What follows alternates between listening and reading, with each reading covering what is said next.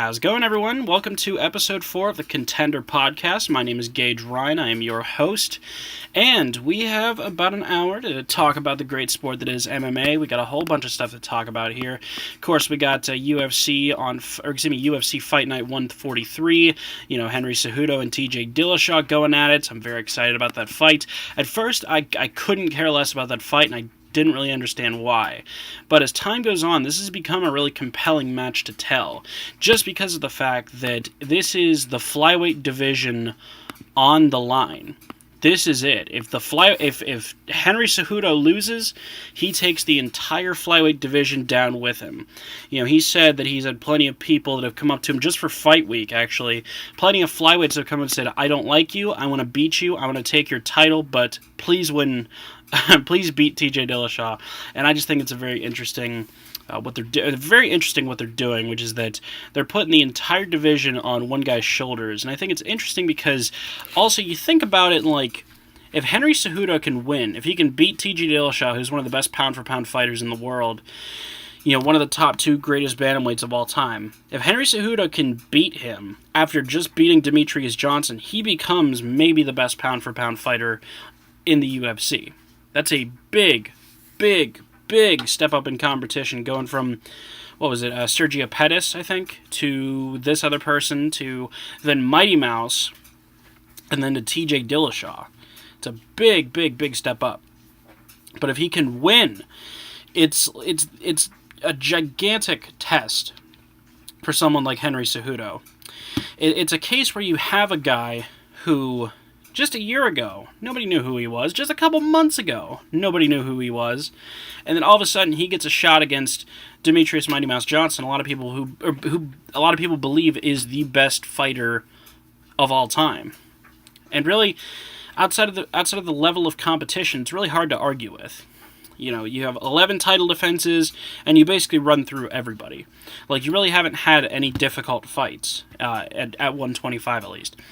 My counter-argument to the whole Demetrius being the GOAT thing has always been the same, which is that the highest level of competition he's ever faced was Dominick Cruz. Granted, that was 135. But nonetheless, he fought Dominick Cruz and got absolutely smashed, got 5-0 dominated. Then he went down to 125 and he started dominating everybody. So I feel like him losing to Henry Cejudo, granted it wasn't nearly the same consequences, but it almost reminds me of Ronda Rousey. When Ronda Rousey was just, hip-tossing everybody and arm-barring everybody in 15 seconds, nobody thought she could get beat. Well, very few people thought she could get beat. I was one of those people. I was going to say, who the hell's going to stop her? She's got solid boxing, which she doesn't, but at the time I didn't know nearly as much about MMA as I do now, but just from, you see, she has proven power in her hands, but then you have such an awful head coach, eventually it's going to catch up to you. And that's what you saw. You saw Holly Holm, who's one of the best strikers in the history of female mixed martial arts.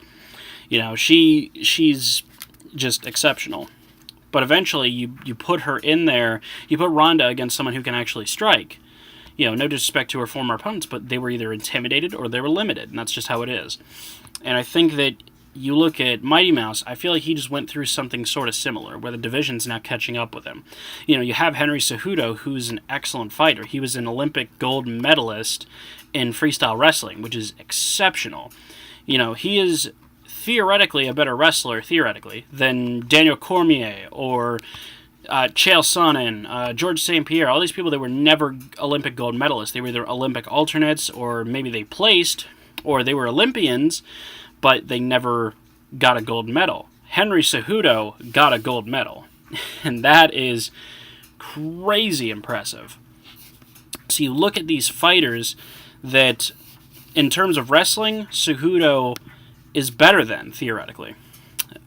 It's very impressive. So that's my point. So you have Henry Cejudo, and you look at him, and you say, okay, he's going to fight Mighty Mouse. Mighty Mouse is excellent. He fights very well southpaw, in addition to being great orthodox. And there's very few fighters that can do that. The only fighter that I can think of that fights just as well southpaw and orthodox is Dominick Cruz, who I have as one of the greatest fighters that's ever lived. So there's very few people in that boat, is what I'm trying to say. But you have Cejudo, who finally made the adjustments he needed to, and he beat Mighty Mouse. Now, I think it was a 3-2 decision. I had Henry. I slated that Henry won the fight. A lot of people think Mighty Mouse won the fight. I think it was a very, very close fight, obviously, but I think Henry Cejudo won. And regardless of that, even if Mighty Mouse had skated by on the split decision, they should have gone to a rubber match for sure, because it was so close, and really the fight could have gone either way. To me, they should have made the rubber match immediately, but lo and behold, they get rid of Demetrius for Ben Askren, which is a great thing. Demetrius is going to be valued far more over in ONE FC, and Ben Askren finally gets his shot in the UFC. So win-win scenario. So you have Cejudo, who beats Demetrius Johnson. Then imagine he goes in and beats TJ Dillashaw. Everybody's counting out Cejudo. Pretty much without question, all the comments I've seen are saying that TJ's just going to smash Henry. But I don't share that opinion. I don't know if I think he's going to win. If I had to bet on it, I don't know. It's a very even fight in my opinion. Cejudo is a guy who's able to adapt, and he's able to learn and close the distance between him and other fighters very, very quickly. If you saw in the first fight, he had no business being in there with Demetrius Johnson the first time. He just Demetrius looked like he was 10 levels ahead of him. It wasn't like, oh, he's on another level. No, he was 10 ahead of him. And then they go to a rematch, which is 2 years later, and Cejudo beats him. He's able to adapt, and he's able to accommodate for his mistakes, learn from them, grow from them, and he's able to catch that level. He's able to do that better than really anybody I've ever seen, except maybe I don't want to say Cain Velasquez, because Cain Velasquez has never really had a close fight. He's lost twice, and both of those losses have asterisks on them, in my opinion. The first fight against Junior Dos Santos, where he had a really bad knee, wasn't really able to move all that well, and then got knocked out, and then smashes Junior Dos Santos in the second and third fight. Then you have Fabricio Verdum, who, not for nothing has tested positive how many times now? And not to mention that, the whole 7,000 feet above altitude thing. And I know it's a sea-level Kane meme and all that. I get that, but it does carry weight. It does have merit to it. But, he's a guy that comes back better than maybe anybody, Henry Cejudo. So, I feel like Cain Velasquez may not be a fair comparison, but that's the closest one I can think of off the top of my head. But Henry Cejudo, people don't give him the respect he deserves, and I understand why. It's because he really hasn't beaten anybody outside of Demetrius Johnson, and it's a very close fight that a lot of people think Demetrius won. So if he's able to beat TJ Dillashaw, and if he's able to knock TJ out or submit him, I think everything will change. I think people will start to look at him as one of the best in the world. And he already is. He is one of the best in the world. It's just a matter of, can he take out TJ Dillashaw? And he's got more pressure on him than anybody I've seen in recent memory. This has the Conor McGregor kind of level pressure, because he has an entire division on his shoulders. He loses this fight, there is no more flyweight division. The flyweight division is gone. Henry will move, I'm sure Henry will move up just fine. He is a pretty stocky guy, but he looks like he would fight at the same weight. Or, no, I'm sorry, not fight at the same way, but he looks like he would be at 135 what Chad Mendes was at 145. Smaller, sure, but completely manageable. The weight difference and the height discrepancy, it's all completely manageable, especially when you have the background that Cejudo does or that Mendes does. You can be 4 foot tall, but if you can take your opponent down and beat on him for 5 rounds, it doesn't really make that much of a difference, now does it? But I feel like everything changes if Henry wins, but I feel like almost nothing changes if he loses. But at the same token, because it's not a secret that not a lot of people like the flyweight division. Let's call it what it is. But at the same token, I feel like Henry feels that. He feels that, okay, I lose this fight, the flyweight division is over. I lose, and the entire division comes falling down on my head. And I feel like that's a big, big, big thing he's got to overcome. And you have TJ Dillashaw, who is Dominic Cruz-esque in his footwork. He's very difficult to pattern. I feel like the writing's on the wall on how to not get knocked out by TJ. It's just to avoid being cornered. If you saw in the Dominic Cruz fight, Cruz never got cornered, and he never got teed off on. It wasn't even close. The fight was close, but he was never, Cruz was never really in trouble. Neither was Dillashaw. Neither of them were in trouble in the fight. It was just a great 5-round chess match, and I loved that fight. But there was no moment where either of them were in trouble. So it's an interesting dynamic in that sense. But I don't know how TJ fares versus a wrestler of Henry Cejudo's caliber. And that's what makes this fight more interesting. So that's, I think that's why I wasn't too into this fight occasionally. It's because, like, okay, the flyweight division is gone, okay, yeah. But, I mean, it is a lot of pressure on Cejudo, and really, TJ Dillashaw is like the hired gun. This is like Vince McMahon coming out and saying, I'm getting rid of the flyweight division, and this is how I'm going to do it. I'm going to take my hired gun, TJ Dillashaw, and he's going to take out the champion, and that's going to be that. So, I mean, I feel like if Dana had marketed this the right way, I feel like this could have been a bigger fight, but it is what it is. So, who takes it? I don't know. I'm having a hard time on that one. I'm tempted to go with the underdog. I always love seeing a good underdog, but I feel like people don't, they're sleeping on Henry Cejudo, and I feel like that's one of the biggest ways. Like, you can't afford to sleep on really any opponent. You know, Ronda slept on Holly Holm striking, and then she got smashed. You know, Anderson Silva pretty much slept on Chael Sonnen, and Chael Sonnen smashed him. Like, Demetrius, I feel like he slept on Henry Cejudo a little bit. I know I didn't think Henry had a shot in hell. And lo and behold, he wins. I feel like that's one of the biggest mistakes you can make, is to count your opponent out. So, I look at it, and I just wonder to myself, does Henry have what it takes to beat TJ Dillashaw? Does he have what it takes? In my opinion, yes. Now, does he get it done? I don't know. If I were to guess, if you forced me to make a prediction, I say that TJ Dillashaw takes it. But I am not willing to count on Henry Cejudo just because of how talented he's been proven to be. So, that's an interesting fight. Who else is on this card? Alan Crowder's on this card. Yancy Medeiros is on this card. Gregor Gillespie is on this card. Joseph Benavidez and Dustin Ortiz. That's an interesting fight. I think Joseph Benavidez probably takes it. Because really, Joseph Benavidez has only lost to elite talent. He's lost to Dominic Cruz twice, and he lost to Mighty Mouse twice. And I think he lost a split decision to Sergio Pettis, I think. Yeah, he lost a split decision to Sergio Pettis, but, I mean, outside of a split decision to Sergio Pettis, he's only lost to elite-level talent. Dustin Ortiz, let's be real, is not an elite-level talent. He's a very good talent, but he's not elite. So, in my opinion, I think that Benavidez takes it. That's about it for that card. I mean, there's Paige Vincent, Rachel Ostovich. That's a relatively interesting fight, but, I mean, I think that Rachel probably wins. I mean, Paige Vincent can fight, but she's not elite. She's just not.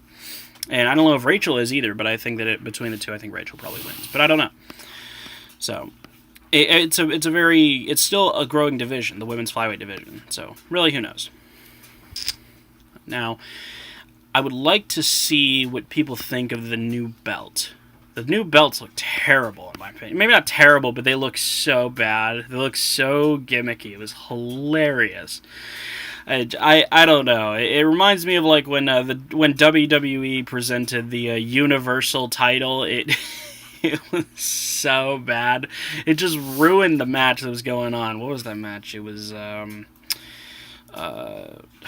was Finn Balor versus Seth Rollins, I think, and Finn Balor versus Seth Rollins, and they had a great match. But I mean that belt was so bad. I don't know. To me, just keep the belt you got. The belt's cool. I mean, it's got like a hint of like 90s, what is it? Like it's got that hint of like old school UFC with the heavy metal playing and blah blah blah. I understand that's still their theme, but you get my point. It's such a bad belt. I'm sorry.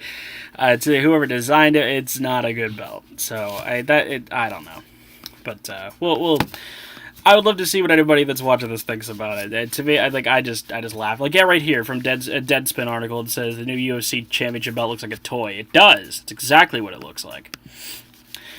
So, I guess in other news, Conor McGregor still wants the Khabib Nurmagomedov rematch, but he'll fight anybody. I like it. I don't think that Conor deserves the rematch under any circumstances. I don't care where they put it. I don't care what the pay-per-view is. I don't care how stacked they make the card. The card, he does not deserve an immediate rematch. He just doesn't. Khabib Nurmagomedov, in my personal opinion, is the greatest lightweight of all time. There's nobody better than him. He's 27-0, smashed every single opponent, never lost a round, never lost a fight. There is nobody better than Khabib. Never failed a drug test, for one. But everybody knows what he wants to do, and nobody can stop it. He goes out, and he smashes everybody. So it's a question of who's going to stop the dude. I felt that, and I still do feel that if anybody's going to beat him, it's either going to be Tony Ferguson or Conor McGregor. And that should be the next fight, in my opinion, is Conor McGregor versus, Dustin Poirier. I think that'd be cool. Or maybe Conor McGregor versus Tony Ferguson. Winner fights Khabib or something. But to me, it should be Khabib versus Tony Ferguson. That should be the next big fight. I love that style. I love that style of a matchup because, you have Tony, who is a very solid striker in his own right, but he's a scramble-based fighter who's excellent at submissions. You saw him in the fight against Kevin Lee, where Kevin took him down, and really he looked like he was trapped in a spider's web or something. He was rubber guard, triangles. He looked like he had no business being, or he had no business in terms of submissions, I should say. Now, granted, he did a great job, Kevin Lee did, where he was able to finally take them out and then tried to and just ground and pounded until the end of the round. It was a great performance by Kevin Lee, don't get me wrong. But it was still just, you could see how advanced Tony Ferguson's guard is. So it's a crazy fight, really. And I think it's going to be a 5-round barn burner of a fight. I don't think it's quick at all, and I think whoever takes it, they take it over the course of a long fight, and I love it. I don't like seeing 1 minute long. Granted, 1 minute KOs are always fun to watch. That's why Conor McGregor got one of the reasons why Conor got such a big following so early on. But I always love me a good 25-minute war. I love those. So it's an interesting dynamic because I would love to see Khabib and Conor fight again. I think that's cool. Let's say that Conor goes out, he fights Dustin Poirier, knocks Poirier out, which is likely. I would say it's probably a 75-25 that a 75% chance that Conor probably knocks out Poirier again. No disrespect to Poirier, but that's just how I see the fight going. Conor's just too good at managing distance. He's just too good at predicting. He's able to predict his opponents. He knows what his opponents are going to do, and he's probably the best at being able to back up just enough and then deliver that counter left. That's what he does, and really nobody's been able to stop that. The only time where he's had trouble is with his cardio in the ground game. Other than that, he's outstruck every single opponent he's ever faced, even Khabib. So, I wonder what they're going to do next with him. I say give Conor, Dustin Poirier, give Khabib, Tony Ferguson, and then have the winners face each other, and then have the losers face each other. Tony Ferguson and Dustin Poirier, that's an interesting fight. Now that Eddie Alvarez is going over to 1, and we're not going to see the rubber match between Poirier and Alvarez. But I don't know. I like where that goes. I like where the lightweight division is at right now. Let me look up the rankings, actually, the UFC lightweight division. I misspelled lightweights. But I like where the division's at because there's plenty of conceivable challengers to the title. So we're going to look down here. You got Khabib, then you got Ferguson, then Conor, then Alvarez. Well, Alvarez is gone. Poirier, Barboza, Michael Chandler, but he's in Bellator. Justin Gaethje, Kevin Lee, Nate Diaz. Really anybody in the top 10.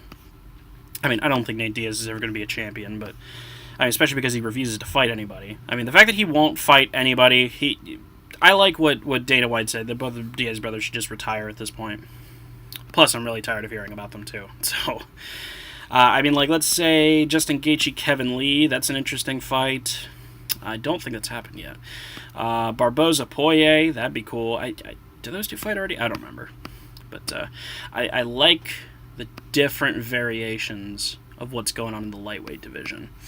And I think that you bring in someone like Tony Ferguson and it changes everything. I think Khabib is going to be the champion for quite some time. That's just my feeling on it. I don't think Khabib's ever going to lose. And I know what that sounds like to a lot of people. Everybody's beatable. Of course everybody's beatable. But the thing is that Khabib has never shown the behavior that would dictate if he's going to lose. He's never had an ego that has dictated what he does to his opponents. You know, he's never been a guy that's had the pressure or had the mental stress of fighting someone like Conor McGregor. He's never had that get to him before, ever. Maybe after the fight, sure, but he's never had it get to him in the fight. And I think unless you get Khabib off his game, or you're just able to, like, let's say Conor McGregor lands a left hand like 11 seconds into the fight, unless those are the things that happen, I don't think that Khabib's ever going to lose. I think he retires undefeated. I think he goes to like 30-0, 31-0, 32-0, and I think he retires undefeated. And that's just my feelings on it. I think that if anybody was going to beat him, though, like I said, it'd be Tony Ferguson or Conor McGregor. Now, he smashed Conor, but Conor landed some good shots. I think of, let's say, when Khabib first shot, like, they shot that first big takedown in open space, if Conor had thrown the right knee instead of the left knee, that could have been it right there. Now, granted, it wasn't. Khabib took him down. He got stuck on the floor for 5 minutes, and that was that. And then, he took the wind out of his sails, and then that was kind of the end of it from there. Especially that big right hand in the second round. But there's little things that could happen that could result in a flash KO. But I don't see anybody, like, manhandling Khabib. His mental state is just too strong, and his wrestling is just too good. That's just my thoughts on it, though. But I think if anybody, like I said, were to beat him, I think Tony Ferguson's a prime suspect. Because Khabib is going to take his opponent down. He's not going to outstrike anybody. I mean, like, he'll throw that big overhand right. That's all well and good. But he's a grappler. Then if you have Tony Ferguson, who's this scramble-based fighter that's got an excellent guard, that's going to be an interesting fight because it sort of reminds me, it's a little bit, just a bit, reminiscent of Chael Sonnen and Anderson Silva. Because you have a guy who takes your opponent down and just beats on him for 15 minutes or 25 minutes, and then you have another guy who's very good in the guard. Now, granted, Khabib is twice the ground and pound artist that Chael is, and Tony Ferguson's got twice the guard that Anderson Silva does, but still a valid comparison in my opinion. But so it's a question of who comes out in that fight. And I feel like Tony, as good as he is, and he's one of the best in the world, I feel like Khabib still wins. I feel like Khabib will know what to do. I feel like because he's got such a great team around him at the American Kickboxing Academy with guys like, guys like DC, I feel like he's not going to get submitted. I feel like he might get close, but I don't think he'll get submitted. And I wonder how it plays out, and I would love to see that fight. I'm sure it will happen at some point, but just for now, it's not happening, and that's okay. But, Conor still wants the Khabib rematch. I'm sure we'll see the Khabib rematch. I'm sure he'll probably knock out Poirier or he'll knock out whoever, and then he'll get another title shot, and that's, that's fine. So, I wonder about that stuff. I wonder how they're going to get Conor back into title contention again, because that's going to be one of their big focal points of this year is getting Conor back into title contention. And again, that's okay. A lot of people, they say, Conor just gets special treatment. It's like, okay, whenever you sell millions and millions and millions of when you sell more pay-per-views than George St. Pierre, then you can talk, then you can talk then, but that's okay. Just to me, that's okay. If he gets a little bit of preferential treatment, I honestly could care less. That's just my thoughts on it, though. Israel Adesanya, Anderson Silva. I can't wait for that fight. I've already talked about the fight enough on the podcast, though, because I can't call it. I think that Anderson is going to lose, though. I think he's going to get outstruck, and I think that Israel beats him. I don't know if I said something previously, but I don't think that Anderson, unless he's on like TRT, I don't think that he's going to beat really anybody. But I don't know. Maybe I'm wrong. So maybe he goes out there and smashes Israel. That'd be interesting. So, but then what else do we got in the news? So, some of the, Khabib, yeah, so I ruled out that I don't think he's ever going to lose. But it's possible. Like I said, if anybody's going to beat him, it's going to be Conor or Tony, but we'll see what goes down. So, I think I'll transition that into what's the best base for MMA. So, to me, the best base for MMA is wrestling. And I think that's something that everybody's just kind of gotten a cut, that's slowly become a matter of fact. The problem is, though, is that I'm not sure if it's that simple. It seems like when you look at who are some of the best of all time, George St. Pierre, Cain Velasquez, Khabib, DC, like all these guys are very wrestling based or grappling based. But it's not that simple. I think something people need to keep in mind is that it's more about hard work than it is what your base is. If you look at other people that people consider to be the greatest, like Anderson Silva, he's not a wrestler. Or if you look at a guy like Fedor Emelianenko, he was more wrestling-centric than, let's say, someone like Anderson, but he wasn't strictly a wrestler. He made his name as a ground and pound artist, but that wasn't all he could do. You know what I mean? I feel like hard work is far more important than whatever your background is, for instance. Or if you look at like some of the champions of the UFC right now, TJ Dillashaw, for instance, he's not a wrestler. You almost never see him on the ground. If you look at a guy like let's say Robert Whittaker, who, he can wrestle and all that, but that's not, that's not all he can do. You know what I mean? I feel like those that have that one big advantage, those that have that big wrestling base where they're always going to have that advantage, I feel like they need to keep that close to they need to keep that close to them. Do what Ben Askren is doing, essentially, where he still wrestles, let's say, twice a week, 3 times a week, but he's also working diligently on his striking. I feel like that's what you need to do the most. More than anything else, you need to be well-rounded while still keeping your advantage in your particular martial art, if that makes sense. If you got a really great striking background, still strike once, twice, 3 times a week. That's great, but take 6 months, take 3 months, take whatever, and wrestle as much as you can. Or, participate in jiu-jitsu and grapple as much as you possibly can. I feel like that's the best way to do it. I feel like if you have those things where, let's say, if you become more well-rounded, I feel like you surprise more people. I mean, George St. Pierre, when he got into the sport, wasn't even a wrestler. He had a Kyokushin background. I believe he's a Taekwondo black belt. I'm not totally sure, but he came into the sport as a striker and morphed into the wrestler that we all know and love in 2019. And that's interesting to me because, I mean, look at what GSP did. He was popping the jab against Bisping, and then eventually took him down and choked him. It's interesting because I feel like you have those fighters that eventually, when they just kind of stick with what works and that's it, they get passed by. Look at Ronda Rousey. She had the exact same game plan every single time, and eventually it caught up to her. Doing what Mighty Mouse did, for instance, where you never ever stop learning. You're always adapting and always adding to your game. That's the best way to do it. And if you have that kind of mindset, I feel like it doesn't matter what your background is because you're eventually going to be as well-rounded as you possibly can be.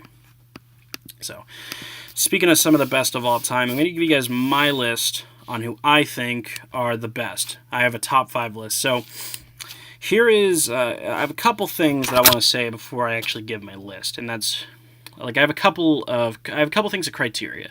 One, they all had to have been champion, and they all had to have been champion for at least a considerable length of time, depending on the division.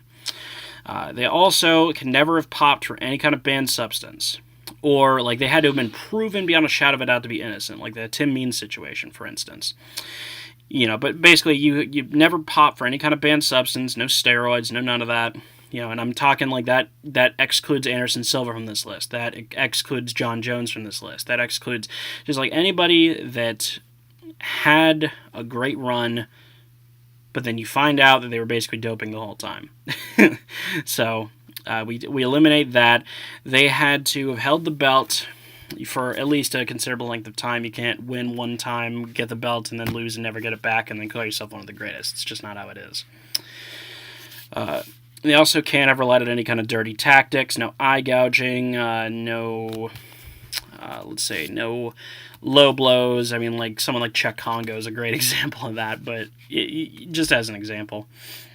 But those are the main ones. I'm trying to think if there was another. I feel like there was something else, but I'm missing it. But those are the main ones. So first name I have on my list is Dominic Cruz. Dominic Cruz is still, for my money, the greatest bantamweight that's ever lived. He's a guy that had such an unorthodox style. He was so far ahead of the game in his prime, and he just made almost all of his opponents look absolutely useless. And he would go out there and he would talk trash to, let's say, someone like Cody No Love, and would say, yeah, like, oh, I'm going to knock you out. And he's like, dude, you have like a 30% chance of touching me because you're not going to knock me out. And then lo and behold, you find out he's got a great chin in the fight. He lost to Cody, but he still had a great chin, got knocked down multiple times, kept getting up like a zombie. It was pretty crazy to see. So, outside of the Cody No Love fight, he never really had any opposition at bantamweight. He had a close fight with TJ, but he won. He lost to Uriah Faber the first time, and then beat him the second time, and then dominated him the third time, no pun intended. But I mean, outside of 2 hiccups, he's gone his entire career without losing. And doing so while injured pretty much the whole time. It's just, to me, that's mind-blowing. I can't say enough good things about Dominick Cruz. He's the best.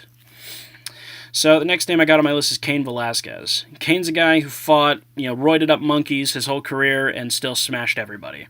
The 2 losses he has on his record they both have asterisks next to them. No offense to JDS, no offense to Fabricio Verdum, but it is what it is. And I already talked about this earlier in the podcast.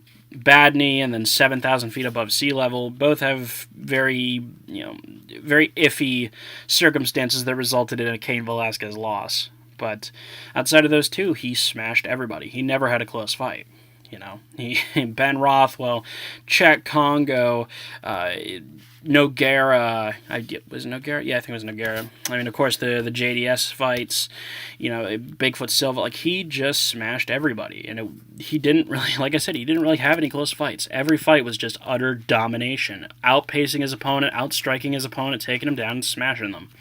It's just, and I think that if he fights someone like Stipe, I think he beats Stipe, and I think he probably smashes Stipe. And I love Stipe, but just, again, facts are facts. Maybe not facts are facts, but that's just my opinion on the matter.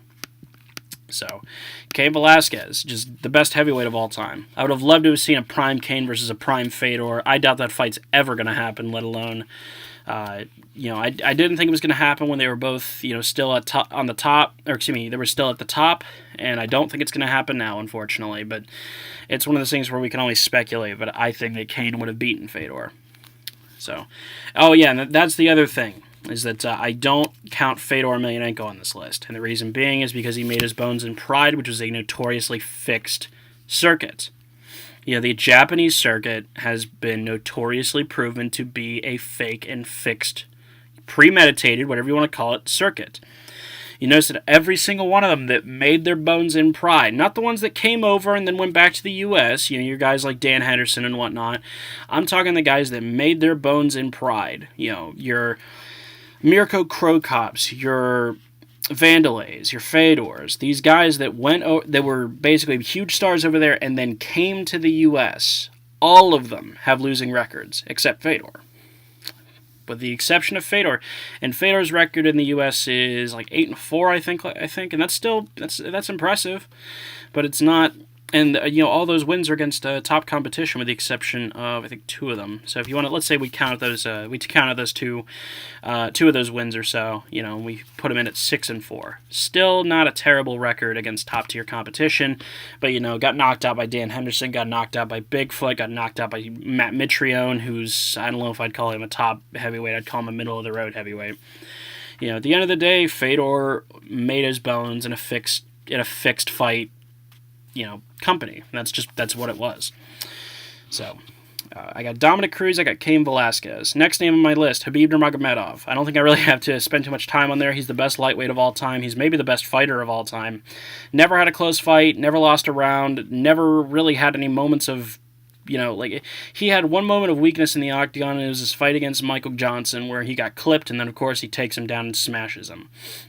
It's just a case where Khabib has been unrivaled and unmatched since he made his debut, since he started his career, really. I've seen some of his fights outside of the UFC, and they're all the same. They're just him smashing everybody. Since he went to the American Kickboxing Academy, his coaches have said he's never lost a round in training, let alone in a fight. It's just mind-boggling how good he is. So you look at it and go, who is going to beat him? I feel like if he beats Tony Ferguson, Really, how can you not call him the best that's ever fought? Or let's say he beats Tony Ferguson and then beats GSP. How can you deny this man the greatest of all time status? And I don't even like talking about the greatest of all time status. It gets on my nerves because it's all everybody talks about nowadays. But really, if he wins, it beats both, like Tony Ferguson and GSP. He could retire and he'll be the best that's ever fought. Period. So, then we got George St. Pierre as number 4. And I mean, like, this one's a no-brainer. You know, greatest welterweight of all time, drug-free fighter, in my opinion. That's another thing, is none of these guys have ever failed drug tests. And none of these guys, I think, have ever done anything. But that's just my opinion. You can disagree, it's all good, but I don't think they've ever done anything. I think there are a few of the fighters that have stayed clean throughout the course of their career. You know, Joe Rogan, for instance, said, oh, all the fighters have cheated somehow, but I don't share that opinion. Really, if you're telling me that no fighter has ever walked into a cage or walked into a gym the first day and says, I'm not going to cheat. I feel like there are plenty of fighters that have done that. You know, especially now with USADA coming around, I feel like the sport's a lot cleaner than it was before. But I feel like GSP was one of those anti-PED crusaders, and really that's just what he's always been, and for good reason. You know, you have a guy like he beat Johnny Hendricks when Johnny Hendricks was roided to the moon and back. You know, he beat everybody. The only 2 losses he's ever had, he's rectified both of them. You know, you have George St. Pierre, who lost to Matt Hughes and Matt Serra. Smashed Matt Hughes in the rematch, smashed Matt Serra in the rematch, and then smashed Matt Hughes in the rubber match. You know, GSP is an ever-evolving martial artist. He is still, to this day, evolving and adding new weapons to his game. He's just that good. You know, if he fights Tyron Woodley, I say he beats Tyron Woodley. He fights Khabib Nurmagomedov. I'm sorry, George, I love you, but I think Khabib beats you. But I mean, outside of like the elite of the elite, nobody really beats George St. Pierre. Nobody. So, and then for the last name, Daniel Cormier. Daniel Cormier, these aren't in any particular order, per se. Yeah, but I feel like DC is number 1 or number 2 of all time. Daniel Cormier had very few moments of weakness in the octagon. And even then, smashed Rumble Johnson twice. You know, beat Alexander Gustafsson in a dogfight. You know, the only times where he has lost or shown any real weakness is against a notorious steroid user. And that just is what it is.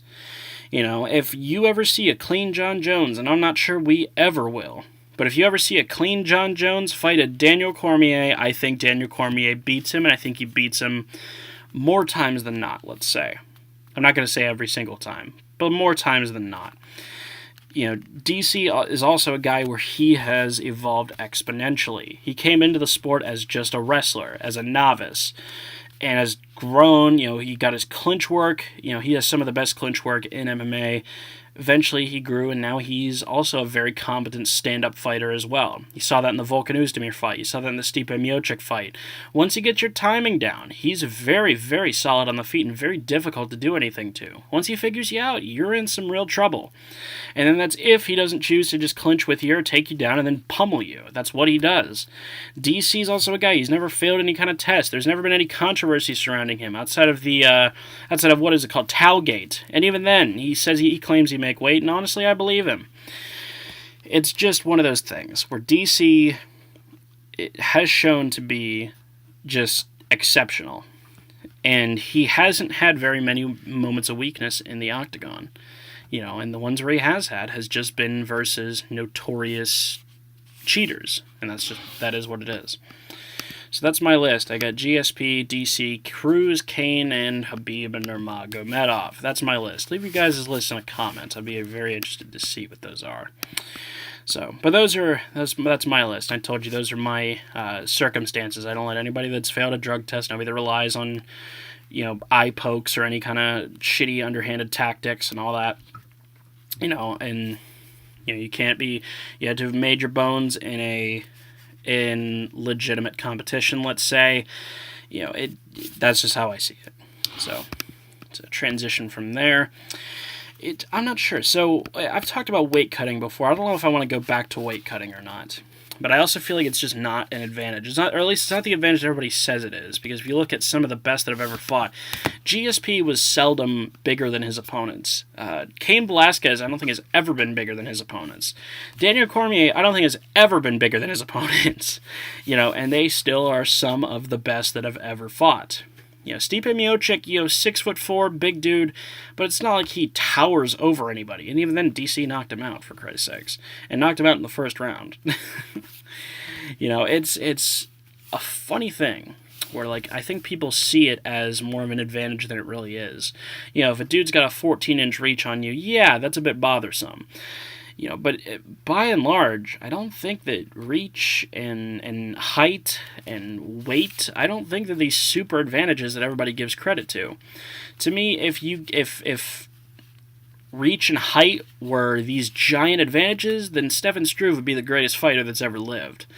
Or if weight was this gigantic advantage, Brock Lesnar would be the greatest fighter that's ever lived. You know what I mean?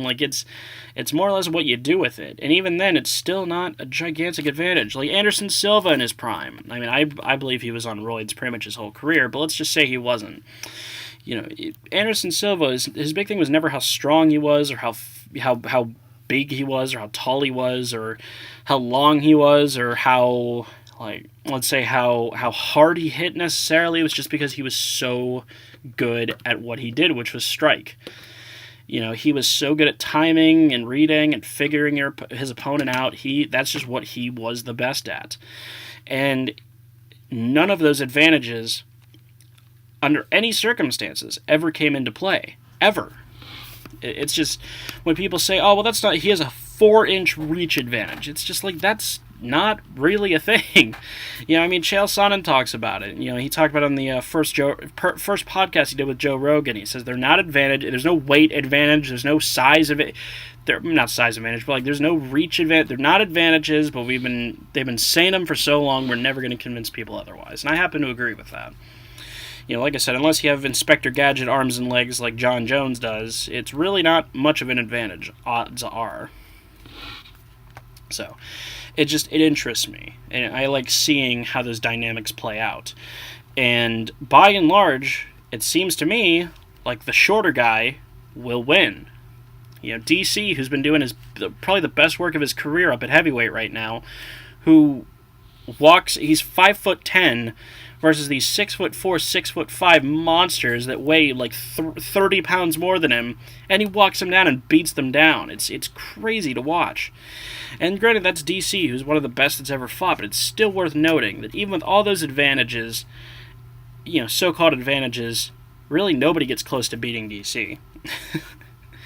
It's just interesting to me. I like looking at that. I like analyzing things like that from those kind of perspectives. Excuse me.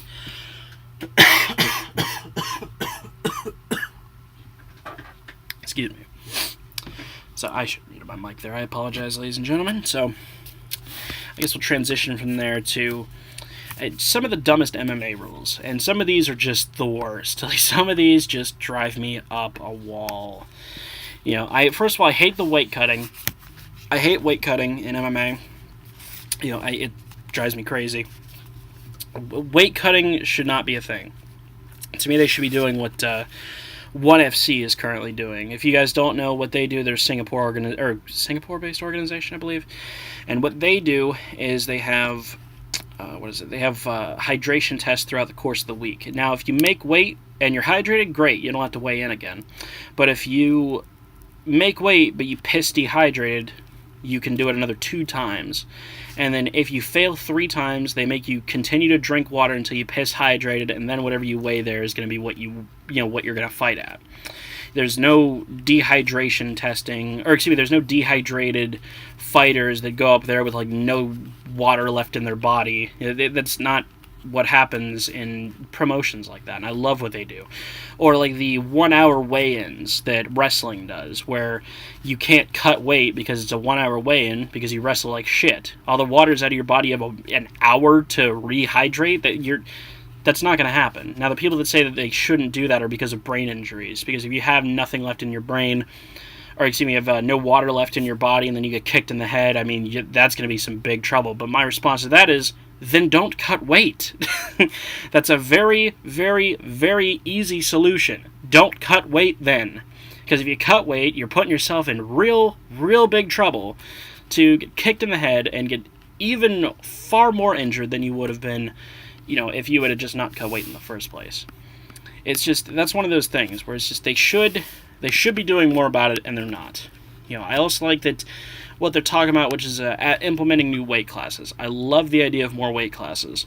To me, it should be 155, 165, 175, 185, probably 195, 205, then probably like something like 225, then 265, and then maybe a super heavyweight division. So you have guys like Greg Hardy and Mark Hunt and whoever else, Roy Nelson, like they don't have to cut weight. You give like a 285, like I said, something like that, where nobody has to cut weight now. There's no reason or excuse for anybody to cut weight. And also adds a lot of interdivisional stuff. You can have a guy that maybe he has to cut real bad to make 155. He can just fight at 165 now. Hell, maybe he can fight at 175, depending on what he is when he starts his cut. Because, some guys cut upwards of 40 pounds, and it's ridiculous.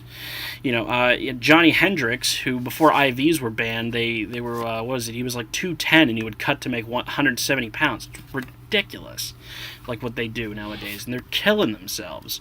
And I feel like if you want to stop that, you either make an hour weigh-in or you do the hydration testing that like ONE FC's doing, for instance. And I love both those ideas equally. Maybe do both. That'd be great. Don't do both, but I like what they're doing. I like that they're being more forward-thinking. I like what California is doing, where they're implementing like all these new testing and like you can't cut weight by dehydrating and all that fun stuff. So because like after Yang Jingbing died doing it, it's just I like what they're doing because they're being more proactive and they're seeing what the dangers are of the fights, or of certain things like weight cutting, for instance. And even then, it's not really that much of an advantage. Odds are. Granted, if it's Brock Lesnar versus a 155-pound guy, yeah, it's pretty clear what's going to happen there. But if it's in the division, it's really not that much of an advantage, odds are. So, and then plus, if you eliminate weight cutting, you don't have that same size advantage. Like it should be about your skills versus your opponent's skills, not who can deceive the scale the best. It's silly, in my opinion. So I look at that. That's a rule I'd like to change. I'd love to change the 12-6 elbow. The 12-6 elbow drives me up a goddamn wall. I can't stand John Jones. He's one of my least favorite fighters of all time. Even I say, though, that the disqualification over a fight against Matt Hamill where he was crushing him is just silly to me. And granted, Steve Mazzagatti, and it's Steve Mazzagatti being Steve Mazzagatti, who is probably the worst referee in the history of mixed martial arts. It's just, it drives me crazy. That's one of the big rules I'd love to change. I don't see why headbutts can't be legal. The thing about headbutts is that, yes, are they kind of barbaric? I mean, sure, but fighting's barbaric, let's say. I also think that, like, the headbutt, really nobody wins with a headbutt. But, like, you have guys like let's say a Samoan dude, like Mark Hunt. You take him and you throw him in there against, like, let's say an American who's not as hard-headed as him. Mark Hunt could probably headbutt you until you're out, and he's probably like, yeah, I'm okay. It's just one of those things, I guess. But I don't see why headbutts aren't legal. I don't see why 12-6 elbows aren't legal. I would love to see them get rid of the oblique kick. I can't stand the oblique kick. I think it's just a dirty fucking move. I understand a lot of people like the oblique kick, or maybe they don't like it, but they think it should be legal because it's a great way to fight against, or for the longer, lankier fighters to fight against people that kind of just charge forward. A John Jones versus DC kind of a dynamic. I can understand that. I still don't agree, though. I'd love to see them get rid of that. I'd love to see them get rid of 3 judges, or at least get better judges, for Christ's sakes. You have a guy who's a great, who's like an ex-fighter, like let's say, like DC when he retires, he could easily be a judge. Because he knows how to judge fights. He knows far more about fighting than any judge probably out there. A lot of people, I was listening to a podcast with Rogan once where this one guy, he walked up to one of the judges and asked them what a triangle choke is, and they didn't know.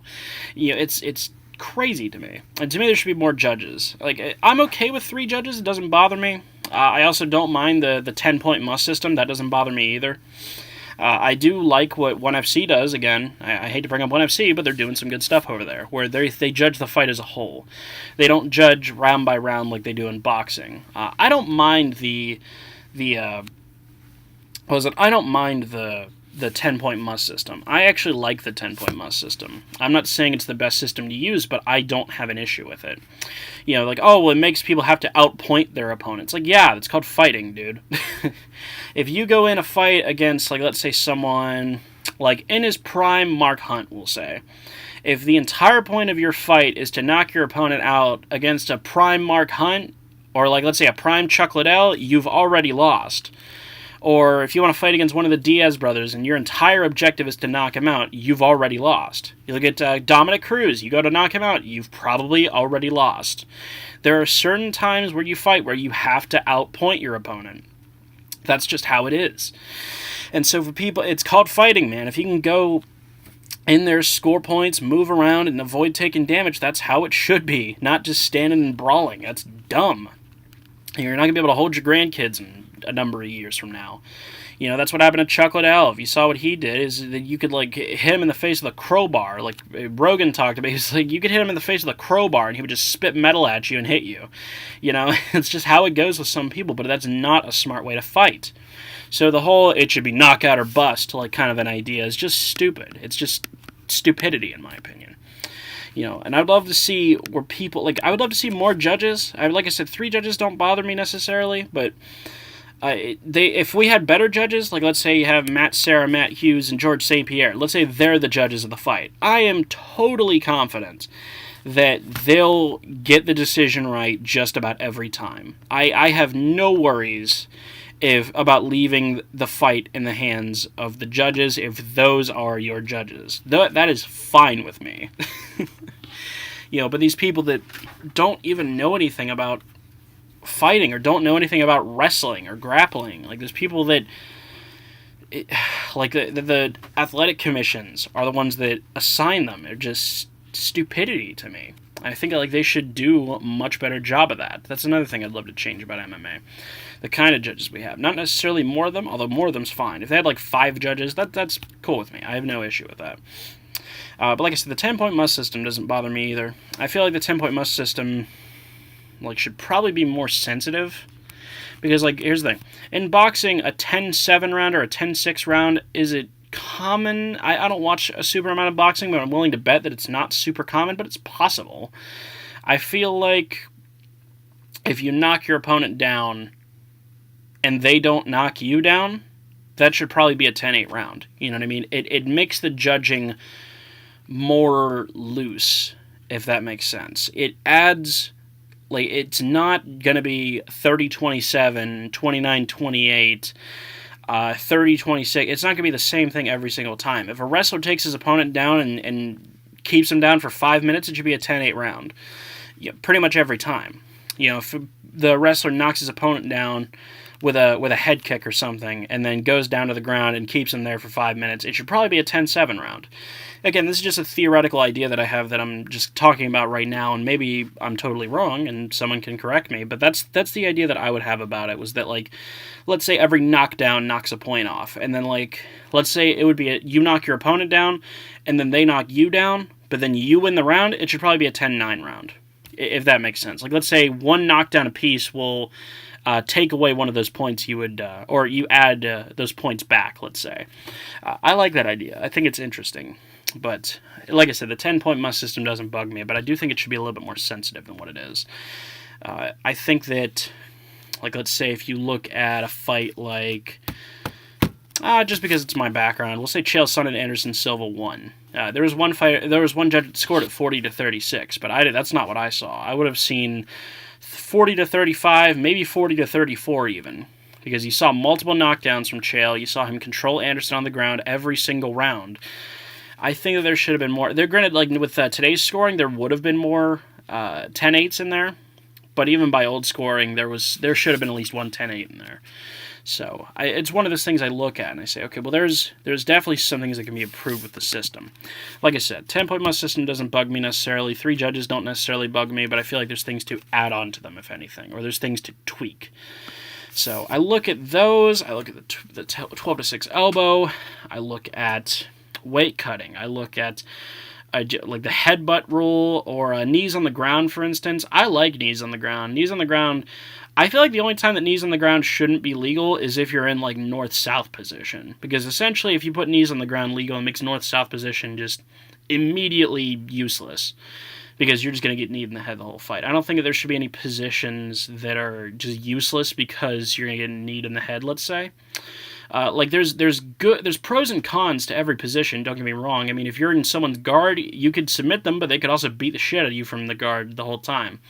You know, there's good and bad to it, but I feel like north-south's already such a difficult position to really get anything done with unless you're on top, because you see windshield wiper chokes, you see north-south chokes, or you see like someone can like turn to the side and then darce them or something like that. But by and large, there's not really a whole lot it's not really a whole lot of real estate in the north-south position. You don't see a lot of north-south, so at least more often than not. So I would say that maybe knees on the ground from north-south should probably be illegal, but by and large, knees on the ground I have no issue with. Like, let's say from side control and someone throws their leg up and like kick in, like maybe like they get a knee to like then nicks their chin or gets the side of their head. That's fine with me. That should be legal. I feel like knees on the ground are just, it's one of those old rules, like the 12 to 6 elbow, that really nobody's just ever done anything about. And I feel like because MMA is such a more widespread sport now, like a lot of more people support it nowadays. There's really no politicians that are trying to get it banned, for Christ's sakes. So I feel like nowadays it'd be far easier to unban those things. I just feel like a lot of people aren't putting in the effort to do it. And I feel like that's a shame, because I feel like there's a lot that can be improved. But by and large, I like the rules as they are, the unified rules of MMA. You know, I like also, I don't think there should be stand-ups. Stand-ups annoy the hell out of me. Because when you have, like, let's say 2 fighters that are just stuck up against the cage, like one of the, like they're in the clinch, let's say, and they're stuck up against the cage, they're canceling each other out. Yes, that's one thing, and I understand it's not the most interesting fight to watch, but unless they've been sitting there for like 2 minutes straight or something excruciating like that, they shouldn't be separated for that, because they're canceling each other out. You know, they're both very even in this position or that position, and it really isn't fair. Like, let's say you put all that effort into taking someone down, and then like 20 seconds later, because you have an advanced position, they stand you back up. It's a load of shit. I mean, there's a fight, Ben Askren, I believe it was against Lyman Good. If it wasn't against Lyman Good, it was against, no, I think it was his fight against Lyman Good. He got to mount, and the ref still stood him up. It was ridiculous.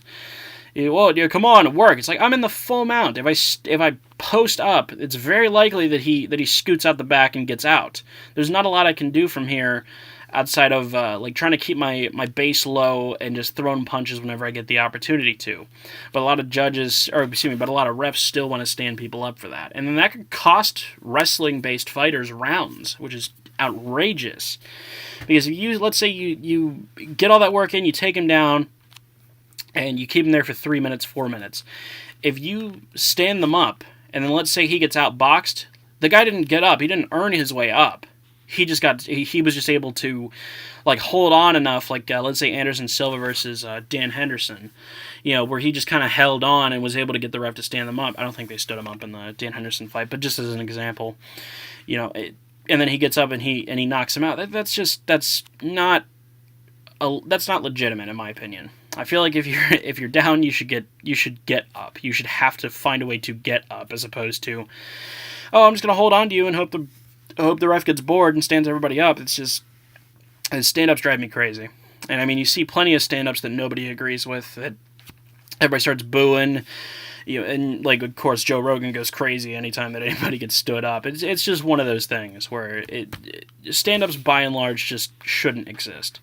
A good example of a stand-up is Chael Sonnen versus Wanderlei Silva. If you guys saw that fight in the second round, Chael took him down. You could see how tired Wanderlei was, and he kind of secured a guillotine that wasn't going to get finished. And so basically they were there, not like idle, for about a minute. So that's a totally fine stand-up. But by and large, I don't think stand-ups should really exist. So I think we'll go with one more topic here, and then kind of we'll call it a day. Should there be drug testing? I find that Pride, if it wasn't being a fixed system, I think that Pride would hold more like the accomplishments you had in Pride would probably hold more merit than, let's say, early UFCs, just because everybody was on steroids except a couple of people. Whereas in Pride, they didn't drug test. They said, go ahead, take steroids, take whatever the hell you want. I feel like if you give every person that same unfair advantage, it no longer becomes an unfair advantage. I like what USADA's doing, though, which is really weeding out a lot of people, with the exception of John Jones, but that's neither here nor there. But I like that idea. I like the idea of just kind of letting everybody do what they want, because really, like I said, it's an unfair advantage, but every single fighter gets the same unfair advantage. To this day, I'm convinced the only fighter in Pride that wasn't on steroids was Mark Hunt. That's it. So this is one of the things I look at, and I kind of wonder if that would be a better route. But again, Pride was a fixed system, so there's really no reason to give any kind of credence to those accomplishments. Let's just be honest now. At least for the fighters that made their bones in there. Like, again, your Crow Cops or your Vandalays. You know, like Dan Henderson knocking out Vandalay, that was a great moment. You know, or, just whatever. Like Shogun winning, for instance. I like those, but I think there's only a certain amount of credence you can give them. So that's going to do it for episode 4. Hope you guys enjoyed it. Be sure to follow me on all the social media you see. I'm everywhere. So give it a thumbs up if you enjoyed it, and I'll be back next Friday as always. So take care, guys.